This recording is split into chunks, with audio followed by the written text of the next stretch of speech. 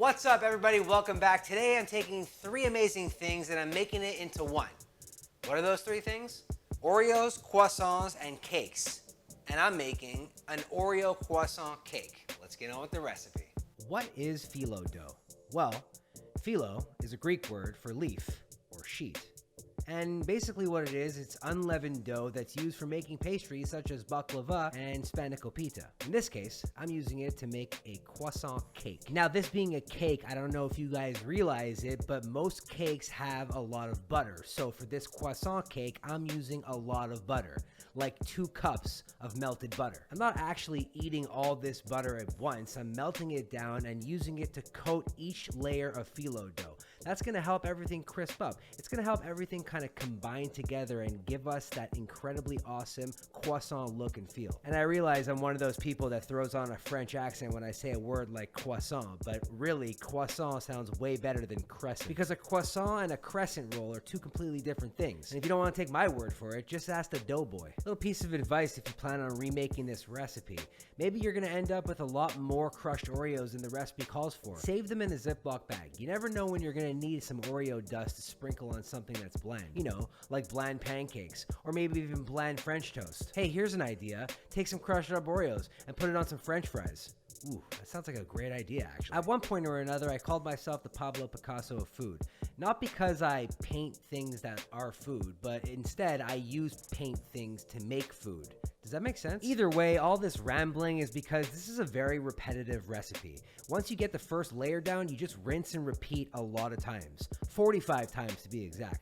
Because this is an Oreo croissant cake with over 45 layers of pure Oreo deliciousness. If you've been paying attention to this point, this is where I close the entire cake with one additional layer of phyllo dough. Put it in the oven for an hour, I know, it's a long time, and get on making the Oreo syrup. Now, the rule of thumb when making Oreo syrup is make more, because you're gonna wanna put it in a squeeze bottle and put it on everything, just like the crushed Oreos. In fact, you could even use the crushed Oreos to make more Oreo syrup. You see where I'm going with this? Once the cake is baked, you want to take it out, flip it, and let it cool.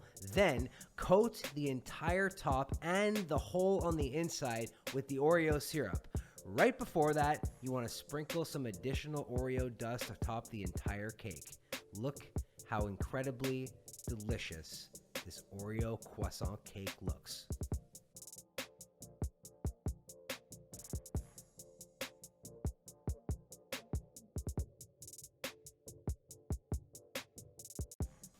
Whoa, all these layers. So many layers. Now, I've made something similar to this before, an Oreo baklava, and essentially it's the same thing except baklava uses honey and lemon water on top of it. This omits that, but inserts my patented Oreo syrup. But what does that even mean if I can't eat this and explain to you guys the taste explosion that my face hole is about to experience?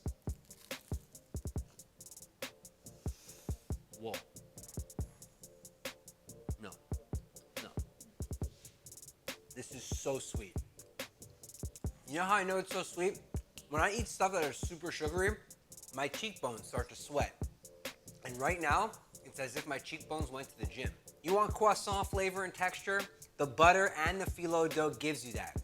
You want, I don't know, like an Oreo cake flavor? Well, the crushed up Oreo in between all those layers gives you that. If you wanted a taste explosion and a mouthfeel that you never had before, but you wanted to have Oreos and croissants, this is a recipe that you need to try. Speaking of which, you can check out the link in the description down below if you want to make this at home, or you can frequent RecipeChampions.com.